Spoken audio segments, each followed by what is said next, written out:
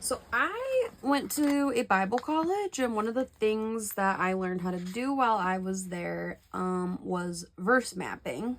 And this is something that I have used for a really long time. It's helped me understand the Bible better. It's really given me a different perspective and a different kind of understanding of what a text can mean. And so the way that you do verse mapping is you pick a verse. This is just an example here.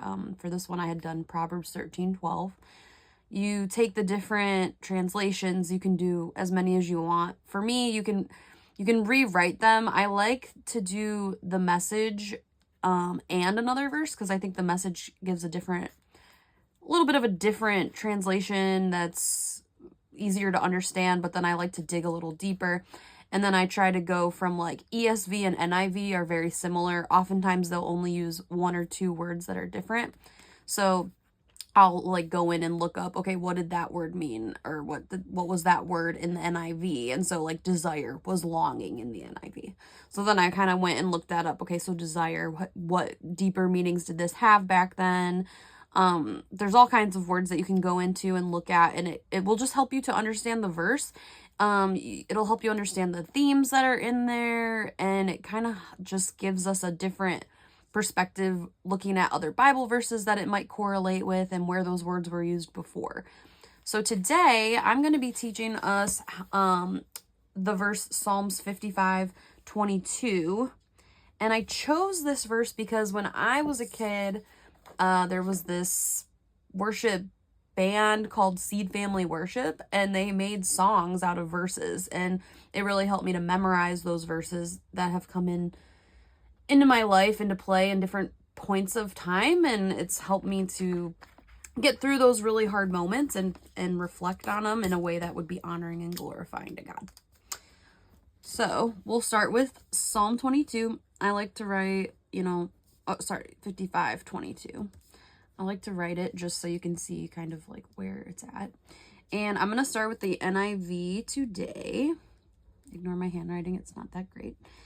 And I'm going to write the verse out as it is in the NIV here. So it says, "Cast your cares on the Lord."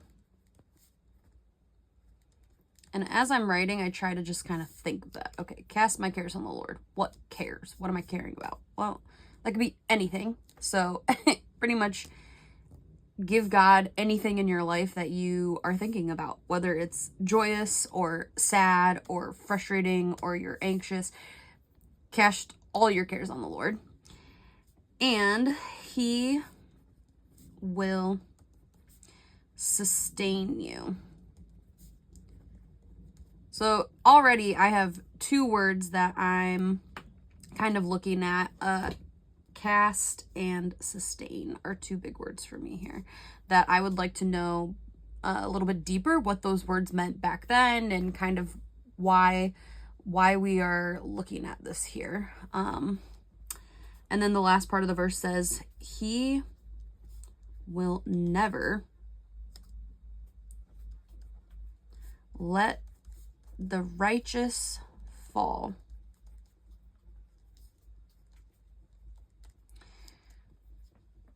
And then righteous here for me is one of those words that I would also like to dig a little deeper into. Now, one of the things about this specific Bible that I have is I can go in, it's a study Bible, so I can go in and kind of look at like what exactly Psalms, like who's it written by, why was it written, what are some of the themes. Oops, too far. Okay, so introduction to Psalms. I can read all through this and kind of look at it. Down here, just for today, I'm going to kind of take who the authors are. So David, Asaph, the sons of Korah, Solomon, Heman, Ethan, Moses, and then other unknown authors. So these are all the people that have written it. Then the audience is God's people, and it was written between the time of Moses and the time following the Babylonian exile. So from about 1440 BC to 538 BC. So this all happened before Jesus came. And then the theme, it says the book of Psalms contains ancient Israel's favorite hymns and prayers, which were used in their worship of the Lord, the great King. So here we're looking at these are hymns and prayers. A hymn is a song. We used to sing hymns back when my grandpa was a Baptist pastor, so it was kind of a conservative church, and hymns they're very soft playing music. Amazing Grace was a hymn back in the day before we added like a lot of music to it. And so usually hymns were just played with very basic instruments, but they have a lot of meaning behind them oftentimes. And so they're very important to the Christian walk, and they were used in their worship to the Lord. So the whole book of Psalms is a giant song almost to God. It's a prayer to God. So here for 55:22, where it talks about cast your cares on the Lord and he will sustain you. He will never let the righteous fall. Looking at that and thinking, okay, well, who the author is and things like that. At this point, there's not much, there is history with who these authors are, but we don't know who exactly wrote each psalm. This specific psalm in my Bible, it says a David psalm, so we can assume that David actually wrote this, but I mean that's the Message version. The NIV says for the director of music with stringed instruments, a maskil of David.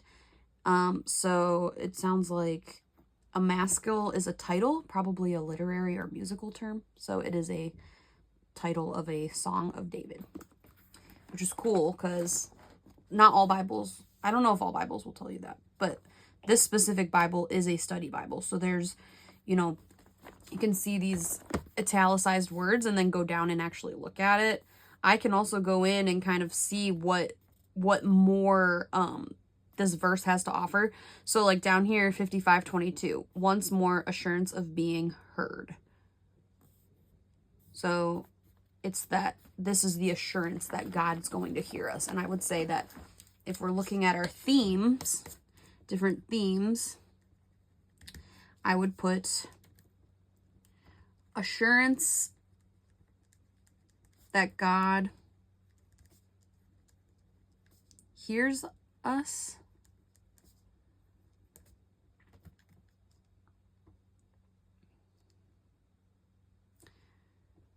Okay, so that he hears us. And we know that God's promises are he hears us and he loves us and cares about us and wants to help us in our trials and our pain. And so this is something that I think it goes further than just assurance that God hears us, but that he won't let us falter or fall. So we need to find out kind of even what the word fall here might mean. And now the last thing I'm going to do is kind of go and write the Message version of this verse. So I just put MSG because I'm not going to write the whole thing. So it says, pile your troubles on God's shoulders. He, it actually says he'll carry your load. He'll help you out. He'll never let good people topple into ruin. Okay. So I've done just the most basic things here for this verse because everything's been kind of given to me. Now what I need to do is actually go in and start looking at the meanings of some of these words. And I can even actually look at the ESV version because I do want to compare some of these main words and see what the ESV says. So the ESV, when I look it up, instead of the word cares here, it uses the word burden, which I think is a very good understanding that our cares can also be considered our burdens. I kind of like the NIV version a little bit more because we can care about more than just the things that are burdening us. But I think here what they're trying to help us see is that he will sustain you in those times where you are feeling burdened. And that's why the ESV version is maybe a little bit more specific in those cares. Sustain is the same in ESV as it is in NIV. And it will say, then it goes to say, he will never permit the righteous to be moved. So the word let here is actually the word permit, which is the same thing, but it's a little bit kind of almost like you have to ask permission for something. You know, he allows it to happen. And then the word fall here, it actually says to be moved, which is interesting because if you're looking at it from this perspective,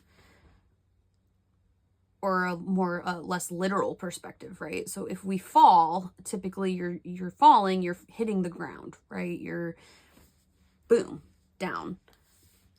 Where it says that they will never be moved, this almost means like we cannot be shaken, we cannot be stirred, we cannot falter in these areas because God won't let that happen to us.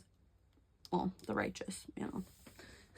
Hopefully we're all saved in God's blood, and that's why we are righteous. But so now I'm gonna keep going on to the next piece of my study here.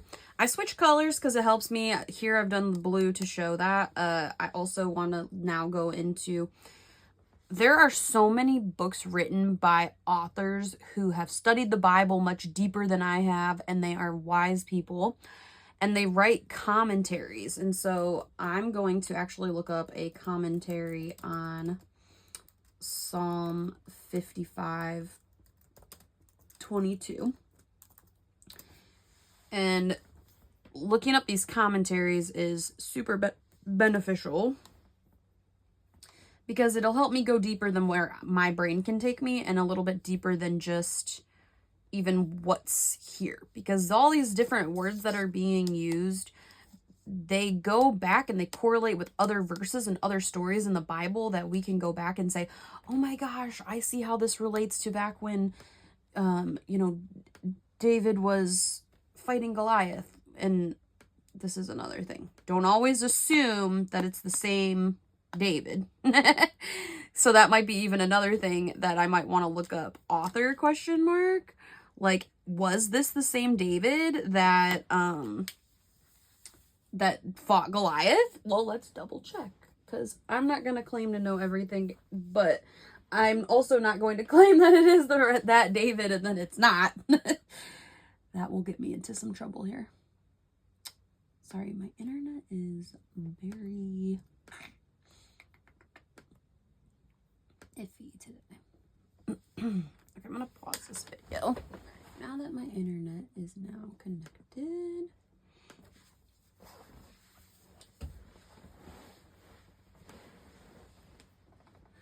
All right, so there is a website, it's called Bible Hub, that you can look up, biblehub.com, and it'll actually give you several different commentaries on that verse.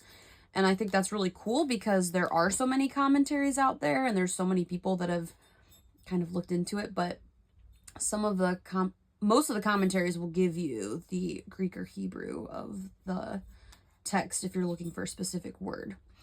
So the first expository, so the English Bible that I'm reading, it's called the Ellicott's Commentary for English Readers. And it actually, the very first thing it does is it goes to the word burden here. And so this goes even deeper. It says, a word peculiar to this passage, probably meaning gift, which I find really interesting, meaning gift, hence lot or condition. Gift, lot, condition. So this is what it could have meant back then. The Talmud, however, uses the word as meaning burden. And the LXX, by rendering care, have prepared the way for the Christian consolation in 1 Peter.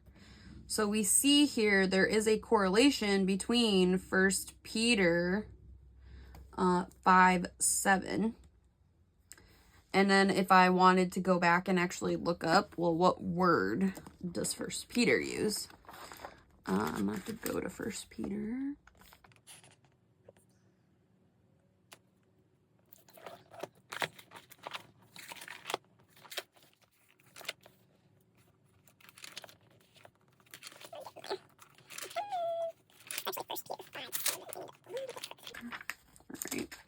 Okay, 5:7. Here we are.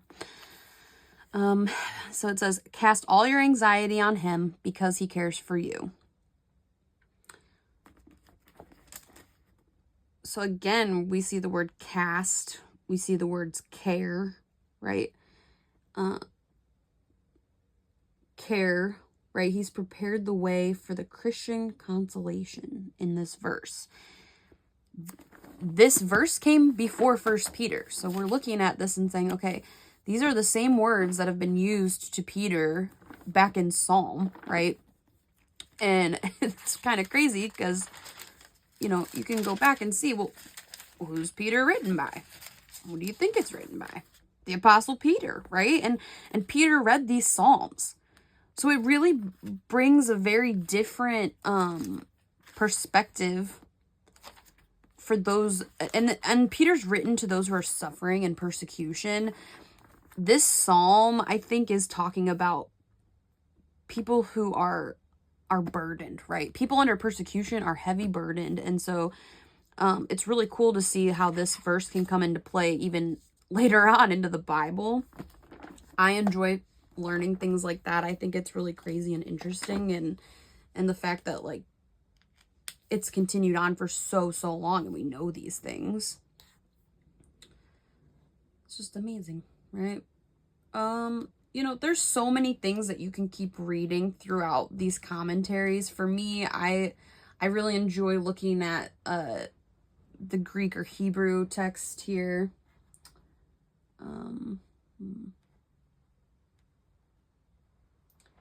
Yeah, even this talks about care is a burden to many, which depresses their spirits.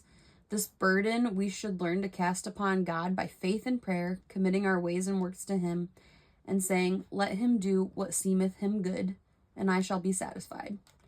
To cast our burden upon the Lord is to stay ourselves on his providence and promise, and to be very easy in the assurance that all shall work for good. And he shall sustain thee, both support or bear thee up, and supply thy wants.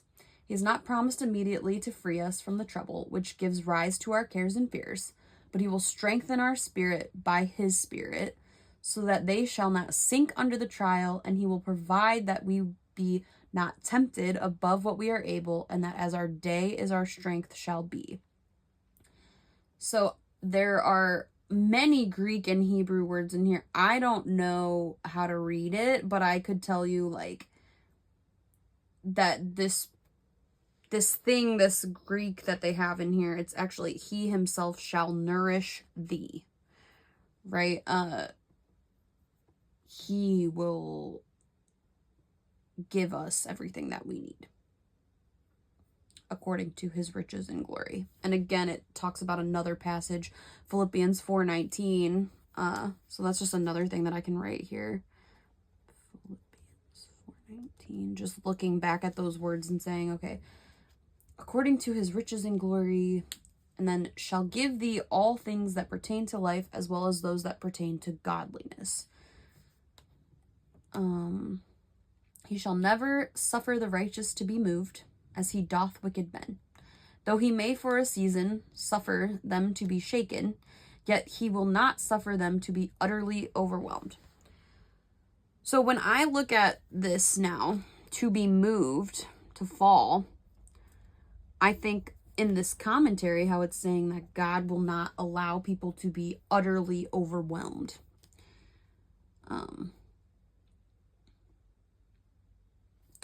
So I'm going to put, we may suffer for a season, but God will not overwhelm us or be utterly overwhelmed, right? I think this commentary says that, and a lot of times people will take a verse and say, like, God will never give you more than you can handle. And I do believe that we get to a point in our life where we're like, I can't handle this. I just can't take it anymore, right? And then we go, oh, but the Bible says God will never let this happen, you know? I don't believe that that's the case. I think that God will never give us things that we can't handle without him, right? He will never say, I'm leaving you off to do this on your own. Good luck. Have a good time, right? No, that's what this verse is saying. God is going to be there. God is going to walk through our suffering with us and try to uplift us in these seasons where we are just in utter despair. And so I really think that this verse is so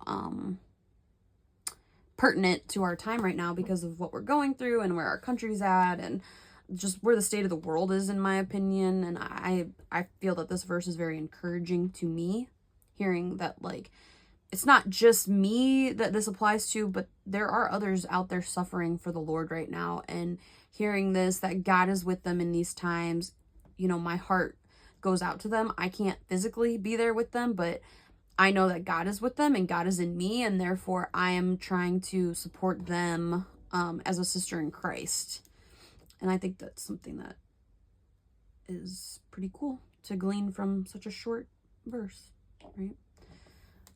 There are other commentaries that there's a lot of commentaries. Some of them are exegetical, so they come from the original language, and that's where you'll get that Greek and Hebrew a lot more detailed. It will help us understand.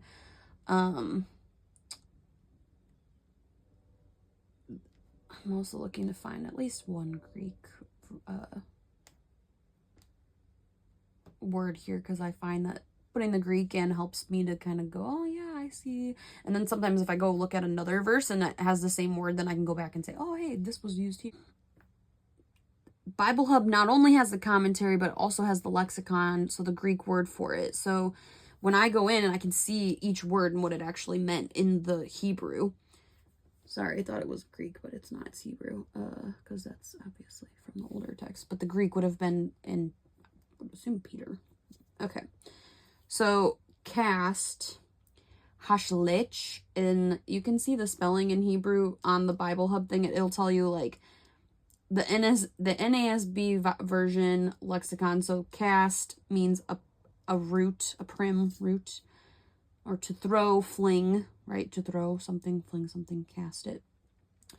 Your burden here is Yehavecha, and it means allot what is given. So I'm actually going to write that down because I just find it's kind of interesting.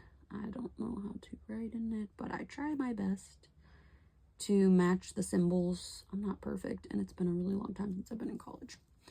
So I'm going to put a lot. What is given?